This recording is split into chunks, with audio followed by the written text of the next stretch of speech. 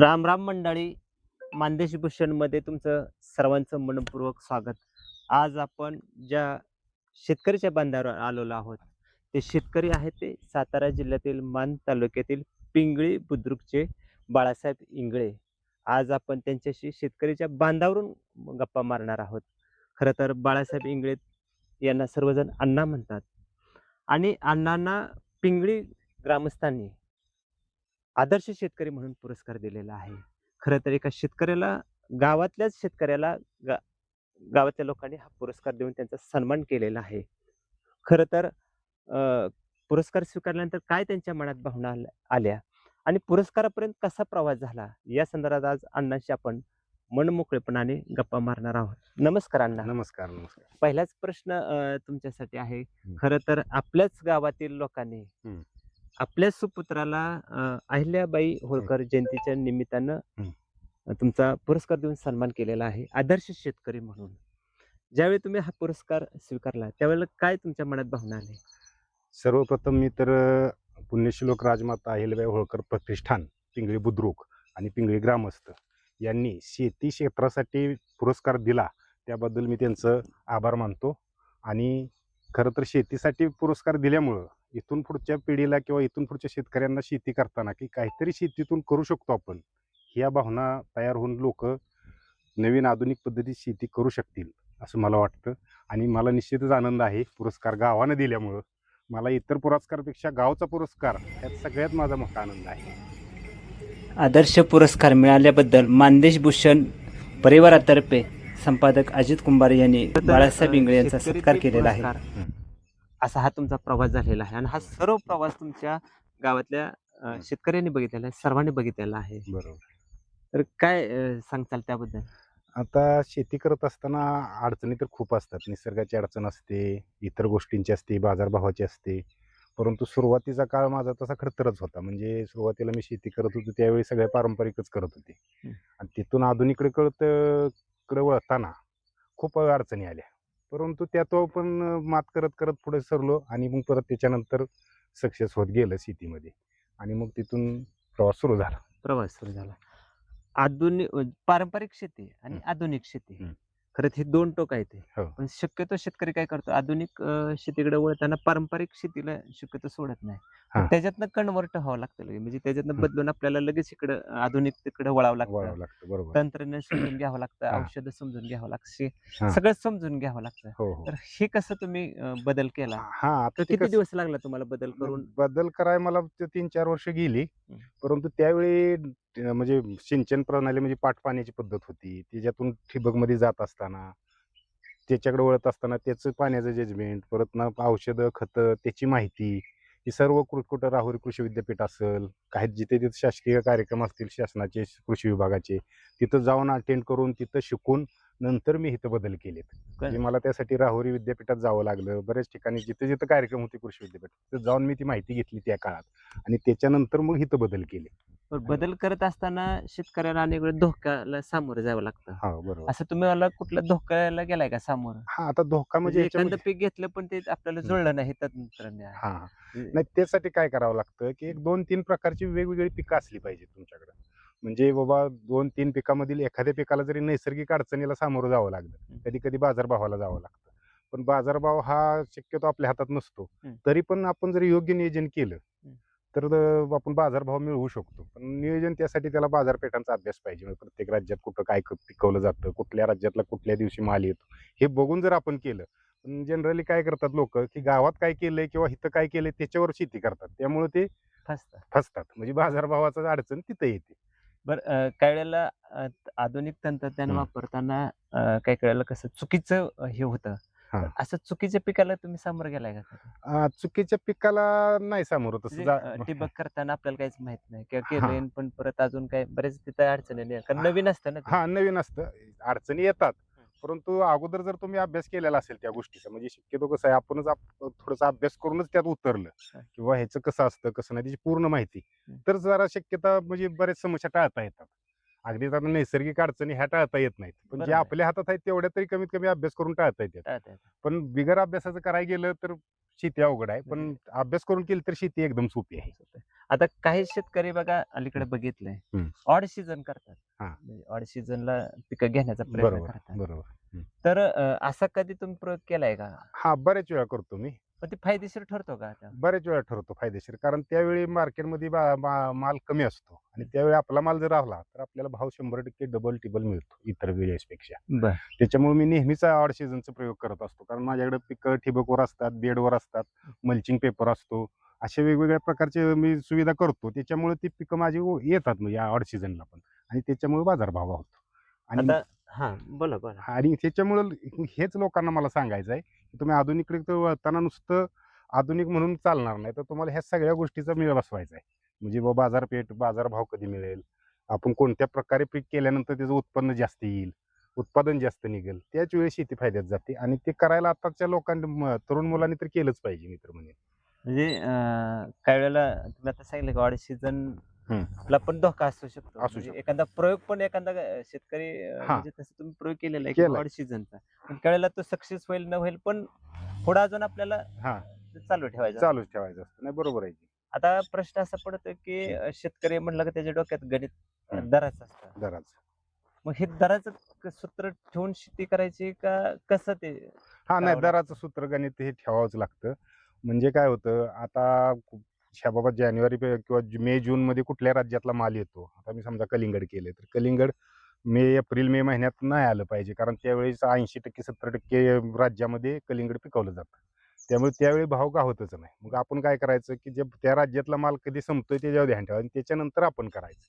तर आपण केल्यानंतर आपल्याला भाव मिळणार. मग आल्यामध्ये बी तसंच आहे. सलग आलं तर सलग म्हणजे दरवर्षी आपल्याकडे असलंच पाहिजे, कारण आल्याचं असं आहे की ते कधी पण दर वाढू शकतात. त्यावेळी ते आपल्या हातात माल पाहिजे.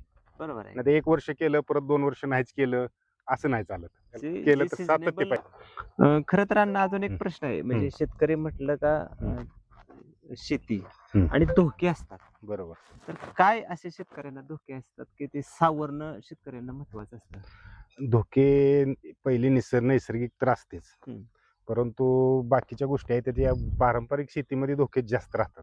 कारण आता निसर्ग पण बदललाय, निसर्गाच्या नियमानुसार पाऊस पाणी वेळेवर होत नाही, त्यामुळं मग पिकांचे उत्पादन घटलेलं आहे. आणि ते पारंपरिक मध्ये तर जास्त घटलेलं आहे, कारण त्याच्यामध्ये तुम्हाला पाण्याची व्यवस्था असेल, रोगकिडींचं नियंत्रण असेल, ते योग्य पद्धतीने जर केलं, खत व्यवस्थापन असेल, ते आधुनिक पद्धतीने व्यवस्थित केलं तर तुम्हाला उत्पादन गॅरंटेड मिळतं. मग तुम्हाला एक वेळ बाजारभाव कमी गावला तरी चालेल, पण आपल्या हातात उत्पादन जास्त पाहिजे, म्हणजे तो एक धोका टाळता येतो. आणि कुठल्या बाजारभाव कुठल्या मालाला कधी मिळेल ह्याचा अभ्यास करून पिकं करणं, ह्या पद्धतीने थोडेसे धोके टाळू शकतो आपण. बाकी नैसर्गिक जे अतिवृष्टी असेल काय असेल त्याला काहीच करता येत नाही शेतीला, ते ठरलेलं आहे, ठरलेलं निसर्गाचं आहे. चक्र आहे. पण बऱ्याचशाच गोष्टी आपल्या हातात आहेत, त्या नक्की आपण करू शकतो आणि त्यातून आपण यशस्वी होऊ शकतो. आता शासकीय योजना आहेत बघा. हम्म.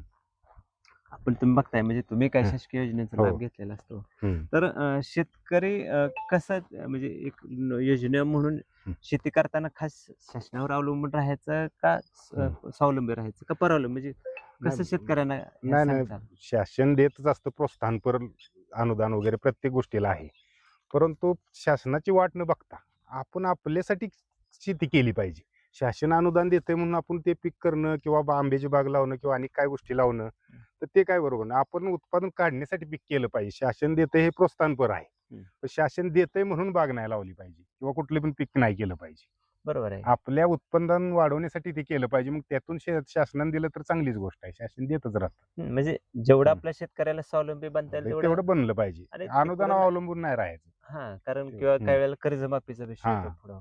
हां. ते अजून शेतकरी आपला तिकडे थोडा हां, असं ते काय होतं आता कर्ज काढलेलं असतं, लोकांना अडचणी तर भरपूर असतात शेतकऱ्यांना. परंतु ते कर्ज फेडायसाठी आपण उत्पादनच वाढवणं गरजेचं आहे. वेगवेगळी पिकं घेतली पाहिजे ती. त्याचं उत्पादन वाढवून ते प्रयत्न केला पाहिजे कमवण्याचा जास्त. त्यावेळेस ते कर्ज पण होऊन फेडता येईल. फेडते. आता अजून एक शेतकऱ्यांच्या पुढे मोठा प्रश्न निर्माण झालेला आहे. हं. म्हणजे तुम्हालाही तो प्रश्न निर्माण होत असेल, हां. की मजूर मिळत नाहीत. हां. आता मजूर मिळत नाही तर शेतीत थांबवावं का? काय नाही, करावं? हां, म्हणजे आता त्याच्यासाठी काय हां, तुम्ही बरोबर, बरोबर. आता शेतकरी आम्ही काय सांगताल? करतो तुम्हाला सांगतो. मजुराची अडचण सगळीकडेच आहे शेतीसाठी. पण आता आधुनिकतेमध्ये आता हे बघा तुम्ही मल्चिंग पेपरवर आहे म्हणजे इथं भांगलण्याचा मजुरीचा खर्च बराचसाच वाचला आहे. म्हणजे बरोबर. अशा पद्धतीने कमी मजूर कसे लागतील ह्या पद्धतीचं पीक पॅटर्न घेतलं पाहिजे किंवा त्याला म्हणून तर ते आधुनिक शेतीमध्ये हाच आहे की तुम्हाला आता मल्चिंग पेपर टाकलं क्रॉप कव्हर टाकलं तुमचं बरंचसं मजुरीचा खर्च वाचतोय. यांत्रिकीकरण आहे, पेपर हातरताना ट्रॅक्टरचे मशिनी आलेत किंवा आणि अशा बऱ्याच गोष्टी आहेत. आता डाळिंबाग असेल आलं असेल त्याच्यामध्ये भरी लावायला मजुरांऐवजी मशिनी आलेत. म्हणजे अशा वेगवेगळ्या वापर करावा लागेल आणि तो वापर केल्यानंतरच उत्पादन चांगल्यापैकी येईल. चांगलं आणि मजुरीच्या टंचाईवर मात थोडीफार करता करता येईल. येतील. हम्म. आता बऱ्याच वेळेला असं गमतीनं म्हटलं जातं हम्म. म्हणजे शेतकरी एक हा. वेगळ्या पिकाची स्पर्धा घेतात हा हा किंवा वेगळ्या पुरस्कारासाठी आहे. हो हो तर काही वेळेला म्हटलं जातं की पुरस्कारापुरतं काम करताय का स्पर्धेपुरतं काम करताय का हा का कायमस्वरूपी काय त्यांना सांगता? नाही नाही पुरस्कारासाठी काम करायची गरज नाही. आपण आपल्या प्रगतीसाठी किंवा आपली चांगली शेती करण्यासाठी आपण काम करायचंय. त्यातून पुरस्कार मिळणं हा ते नंतरचा भाग आहे. तो म्हणजे तो चांगल्या कामाचा गौरव होतो. होतोच गौरव होतोच. आता आपल्याला तर काय सुरुवातीला काहीच येत नव्हतं शेतीतलं. म्हणजे गावातल्या हा लोकांनी तुम्हाला तर हा सन्मान केलेला आहे म्हणजे सगळंच हा चित्र तुमचं समोर आहे बघून गावाच्या. गावाचे आहे. हा गावानं बघितलेलं आहे म्हणजे बाबा आम्ही सुरुवातीला काय होतो मला त्यातलं काहीच येत नव्हतं. अक्षय गमतीने म्हणले असतील की कशाला उतरला हा फुकट. असे तिथनं बोलले सुरुवात- जात होतं हा की बाबा नाही ह्यांना काय शेती जमणार नाही. वडील करत होते पण आता ह्यांना काय जमणार नाही. की काम नाही असं पोराचं. गमतीनं लोक मित्र वगैरे बोलायचे. पण आज पण त्याच गावातल्या हा लोकांनी त्याच गावातल्या लोकांनी सन्मान फार केला. मोठा सन्मान हा. आहे तो एक. हो हो अजून एक अण्णा प्रश्न आहे शेवटचा की खरं तर अलीकडे तरुणाई शेतीत उतरत आहे. बर जोडधंदा म्हणून करत आहे. हो हो तर त्यांच्यासाठी हे भविष्य आहे का? नाही नाही चांगल्यापैकी भविष्य आहे. आता लोकांनी नोकरीच्या मागं न लागता मी म्हणतो ज्याच्याकडे थोडी शेती आहे त्यानं शेती पण करावी चांगल्या पद्धतीनं आणि त्याला पूरक व्यवसाय दुग्ध व्यवसाय असेल कोंबडी पालन असेल इतर गोष्टी कमी क्षेत्र असेल तर ते पण करू शकतात. त्यातून पण चांगला उदरनिर्वाह होतो. म्हणजे म्हणजे तरुणांना हो, एक हो. आपलं करिअर म्हणणे करिअर अशाच पद्धतीने करायचं जर काहीच केलं, हरकत नाही काहीच हरकत नाही. तर एक शेतीत चांगलं चांगलं क्षेत्र चांगलं आहे त्यांच्यासाठी. आणि तुम्हाला सांगतो मी तरुणांना सल्ला देईल की खरंच तुम्ही आधुनिकतेचा अभ्यास करून लोकांनी आधुनिकतेचा अभ्यास करूनच हे केलं पाहिजे की शेती केली पाहिजे. कुठलाच शेतकरी तोट्यात जाणार नाही म्हणजे मला तर खात्री आहे. कारण मी करतो आम्ही करतो एवढ्या वर्ष मी बघतोय बदल जर केले नाही तर नक्की फायदा होतो. बांधावरची शेती उपयोगाची नाही. शेजाऱ्याने पेरलं म्हणून आपण पेरलं पाहिजे असं काय नाही. आपल्या बाजारपेठेत महाराष्ट्रात कुठल्या भागात किंवा राज्यात कुठल्या कमी जास्त मला हे बघून शेती करायला पाहिजे. महत्वाचा तो एक विषय आहे. हा आपण जर इथं काय ह्यानं पेरलं त्यानं पेरलं म्हणून आपण करत बसलो तर तो शेतकरी मग तो त्या शेतीला त्रासतो. आता बऱ्याच वेळेला असा एक प्रश्न पडतो काही शेतकरी म्हणा किंवा काय मार्गदर्शन घ्यायला म्हणजे कमी पडतायत. हा कळेला कुठलं पीक घ्यावं किंवा अशा बऱ्याच वेळेला शेतकरी मार्गदर्शन न घेता शेती करत आहेत. तर त्यांना काय सांगताल तुम्ही?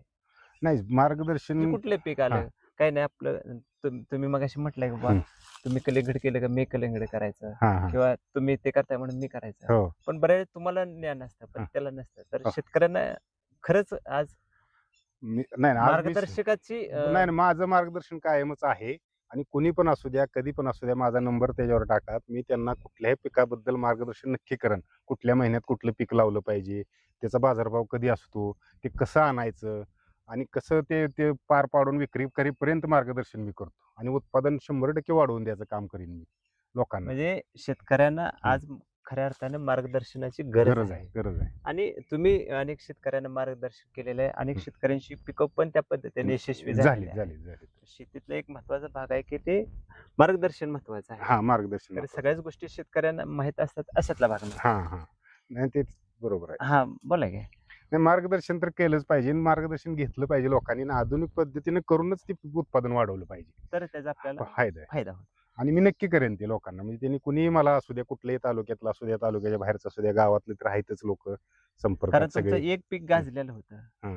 म्हणजे जे आ- तुम्ही मगाशी आल्याचं आल्याच. हा आणि आलं ही तुमच्या पिकाचा सर्वत्र एक विषय झाला होता. हो हो आणि हुदड त्या ह्याच्यात तुम्ही विकलेलं हो, होतं विकलं आणि त्यालाही हे झालेलं होतं. हा हा त्याच्यामुळं आज पुरस्कारापर्यंत जो प्रवास आहे तो हा. खरंच म्हणजे वेगळ्या पिकाच्या माध्यमातून तुम्हाला तो एक प्रेरणादायक ठरलेला बरोबर आहे. बरोबर भविष्यात तुम्हाला आज ते पुरस्कार प्रेरणा देणार आहे. हा. आणि सगळ्यात मगाशी मी म्हटलं पुन्हा म्हणजे की गावातल्या लोकांनी तुम्हाला पुरस्कार देणं म्हणजे मला वाटतं सर्वात मोठं तुमच्या जीवनातील हा हो हो क्षण आहे. नक्की, नक्की. धन्यवाद. खरं तर शेतकऱ्याच्या बांधावरनं थेट आपण अण्णाशी मनमोकळेपणाने बोललेलो आहोत.